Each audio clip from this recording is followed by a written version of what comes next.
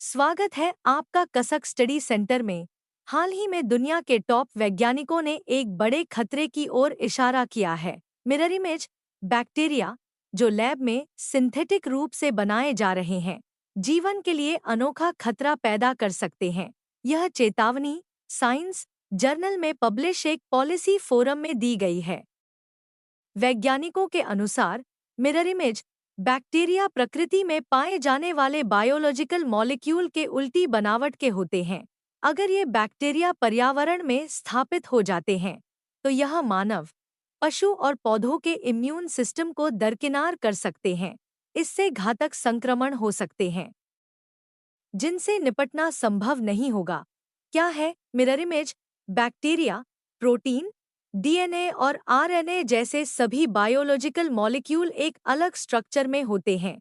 ये बाएं हाथ या दाएं हाथ की तरह होते हैं, लेकिन वैज्ञानिक अब ऐसे बैक्टीरिया पर काम कर रहे हैं जिनके मॉलिक्यूल इनसे उल्टी दिशा में होते हैं। सिंथेटिक बायोलॉजिस्ट पहले ही मिरर इमेज प्रोटीन और जेनेटिक मॉलिक्यूल्स का निर्माण कर चुके हैं।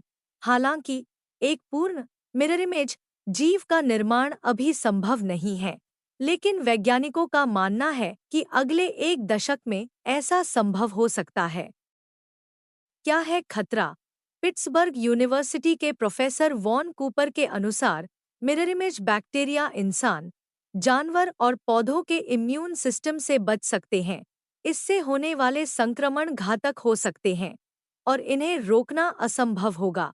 येल यूनिवर्सिटी के इम्यूनोलॉजिस्ट रुस्लान मेदजितोव ने चेतावनी दी कि अगर ये बैक्टीरिया मिट्टी और धूल में फैल गए तो यह पर्यावरण को स्थायी रूप से दूषित कर सकते हैं। उनका कहना है कि इसका असर इतना घातक हो सकता है कि यह धरती पर जीवन के लिए सबसे बड़ा संकट बन जाए। वैज्ञानिकों की अपील 38 विशेषज्ञों की एक अंतर्राष्ट्रीय टीम, जिसमें नोबेल पुरस्कार विजेता जैक सोजस्टाक और ग्रेग विंटर भी शामिल हैं, ने मिरर इमेज बैक्टीरिया के विकास पर पूरी तरह से रोक लगाने की मांग की है। इन वैज्ञानिकों ने कहा है कि जब तक यह साबित न हो जाए कि इन जीवों से किसी प्रकार का खतरा नहीं है, तब तक इस पर रिसर्च बंद किया जाना चाहिए। यूनिवर्सिटी ऑफ मिनेसोटा की वैज्ञानिक केट एडमाला, जो पहले इस पर काम कर रही थी, ने इसे खतरनाक मानते हुए अपनी दिशा बदल ली। उन्होंने कहा कि हमें मिरर लाइफ बनाने की कोशिश नहीं करनी चाहिए। यह समय है कि इस पर दुनिया भर में चर्चा शुरू की जाए। क्या हो सकते हैं समाधान? इंपीरियल कॉलेज लंदन के प्रोफेसर पॉल फ्रीमोंट ने इसे जिम्मेदार शोध का उदाहरण बताया। उनका मानना है कि इस तकनीक का इस्तेमाल केवल एक कंट्रोल और सुरक्षित तरीके से होना चाहिए। वैज्ञानिकों का कहना है कि शोधकर्ताओं और फंडिंग एजेंसियों को अब इस दिशा में कोई भी कदम उठाने से पहले इन खतरों पर गंभीरता से विचार करना चाहिए। जैसा कि सोजस्टाक ने कहा कि सबसे अच्छा यही होगा कि हम इस रास्ते पर जाएं ही नहीं।